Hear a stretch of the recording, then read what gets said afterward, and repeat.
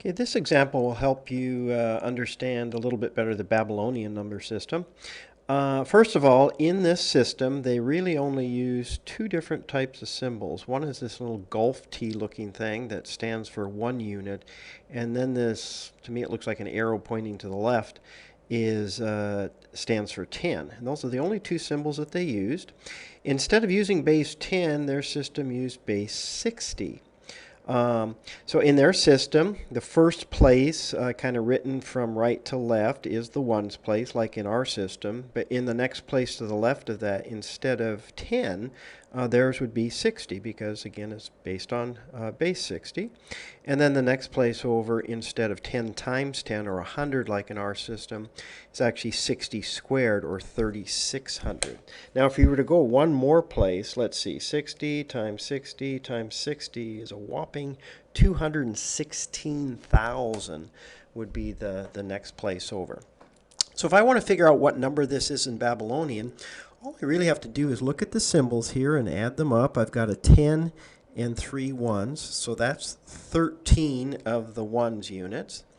And then I've got a 10, a 10, a 10, and a 10, 4 tens and a 1, that's 41. So I've got 41 of the 60 units. And then finally I've got 2 ones here, so 2 of the 3600s.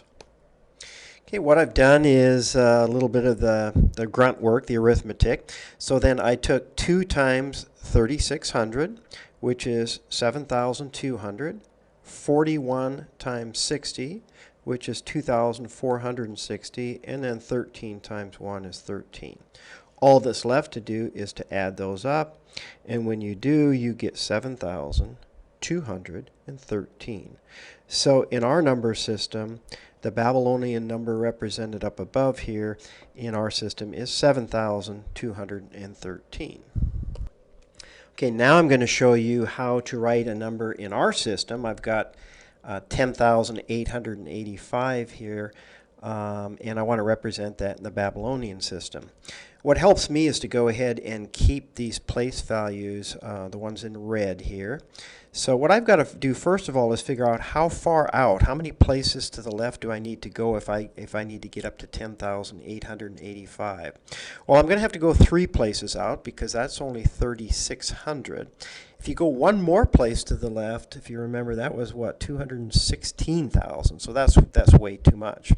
So my first question is how many times will 3,600 divide into 10,885? And the answer is 3 times with some remainder. So I know then that I need 3 of these 60 squared positions, so 3 of these Gulf T things. And the next thing to do then is to figure out what's left over. Well, 3,600 times 3 is 10,800. Wow, I'm almost up there already. So that's 10,800. So I have to figure out what's left over here. So I'll subtract. All that I need to represent now is 85. So then I move down to my next place, which are the 60s, and I figure out, well, how many 60s could I get out of 85? Well, obviously, if I divide by 60, I'm only going to have 1 with some remainder. So that tells me that I need just 1 of the 60s place. And then if I subtract that 60 then to see what's left over, I've got 25 left over. So in the ones position, I need to represent 25. So I need 2 of these left-facing triangles, if I can draw them correctly here, and 5 ones. 1, 2, 3, 4, 5. So what I've done is I've got my 25 now. I don't have anything left over. So in the Babylonian system, this is how we would represent it. You can see that one problem that pops up here is that it's really hard to tell where the positions are with spacing here. For example, right in here, now I've got quite a gap there, but the Babylonians, if they needed to represent 0, they really didn't have a 0 on their system, so what they would do is just make a larger gap.